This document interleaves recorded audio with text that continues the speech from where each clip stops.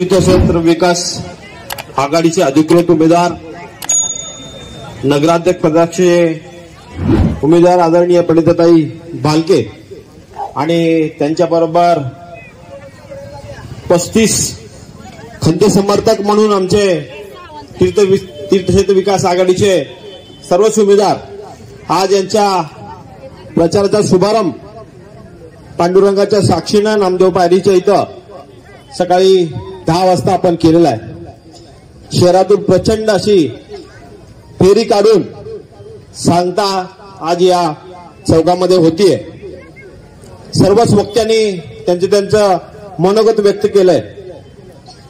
आज आपल्या या आघाडीची सुरुवात झाली आहे। जशी जशी निवडणूक पुढे जाते त्या पद्धतीचं एकमेकावरती होणारे आरोप प्रत्यारोप त्याला उत्तर देणं हे काम चालू राहील।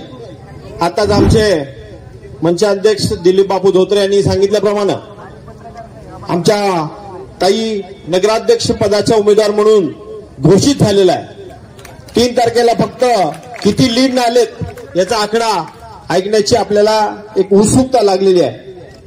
त्याच पद्धतीनं त्यांच्याबरोबरचे सर्व सहकारी निवडून येण्याचं काम आपण सर्वांच्या साक्षीनं आणि मतदान रूपी आशीर्वादानं होणार आहे। याच्या आधी आम्ही बैठका घेतल्या, त्याच्यावरती चर्चा केल्या।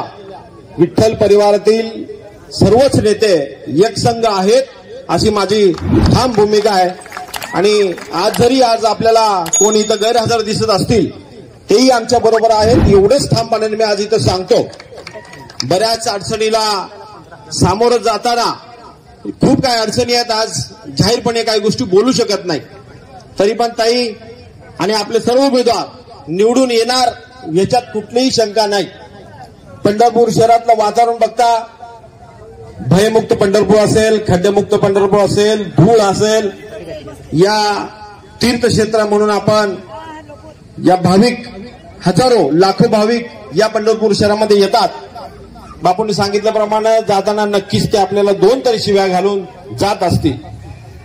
मी आणि भगीरथ दादांनी निवडणूक लढवली आहे, काही गोष्टी झाल्यात, पण यापुढे आम्ही दोघांनीही ठरवलंय प्रत्येक निवडणूक आपण जनतेच्या विकासासाठी लढवायची आहे आणि एक दिलाने लढवायची आहे। जे काय या पंढरपूर शहरातला असू द्या, ग्रामीण भागातला विकास असू द्या, येणारी तालुका पंचायत, जिल्हा परिषद आणि प्रत्येक निवडणुकीमध्ये आम्ही आमच्या सर्व सहकार्याने घेऊन चांगल्या पद्धतीचा एक लढा उभा करून जनतेला न्याय देण्याचं काम आमच्याकडनं होणार आहे, यात कुठलीही शंका आपण बाळगू नये।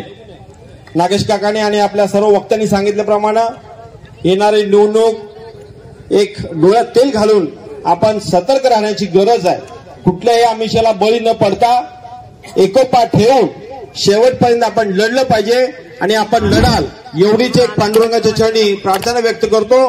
वेळ खूप झालेला आहे, आपला अधिक वेळ न घेता ताईंना मी खूप खूप शुभेच्छा देतो आणि इथे थांबतो। जय हिंद, जय महाराज।